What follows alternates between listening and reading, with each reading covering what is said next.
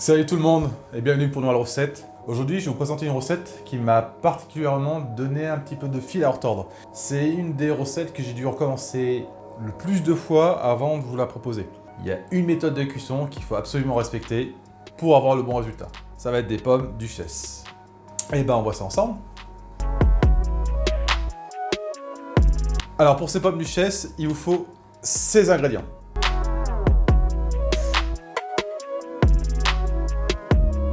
Comme je vous l'ai dit, en fait, il n'y a pas de grosse difficulté à faire ces pommes duchesse. Un seul impératif, c'est la cuisson des pommes de terre. Il faut les faire cuire en robe des champs dans le Varoma. Donc je commence par mettre 1 litre d'eau dans le bol.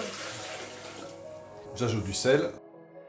Je mets le couvercle, mon panier Varoma, les pommes de terre en robe de champ. Et c'est parti pour 50 minutes en Varoma, vitesse 1. Je vais vérifier la cuisson des patates. Parfait. Il faut qu'elle soit cuite, un peu ferme. Donc je vais vider l'eau du bol. Et donc là, je vais les éplucher. Donc attention à ne pas vous brûler. Une fois qu'elles sont épluchées, vous le mettez dans le bol.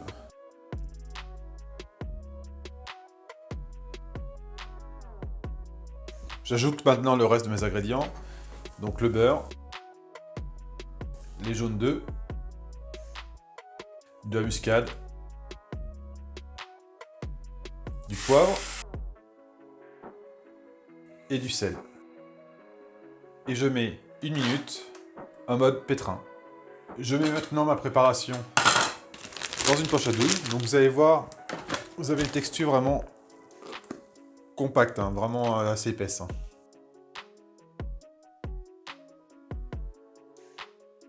Je vais mettre mon four à préchauffer à 180 degrés. Et maintenant, j'ai plus qu'à former mes pommes duchesse. Il ne faut pas hésiter à en faire un gros morceau parce qu'en fait, pendant la cuisson, ils vont rétrécir un petit peu.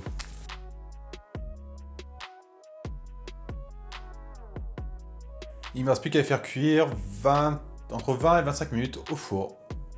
Et voilà, après 25 minutes, voilà à quoi ressemblent mes pommes duchesse. Le bon goût de la pomme de terre avec de la muscade, le poivre, c'est super. Voilà, je vous dis à bientôt pour une prochaine recette. Salut!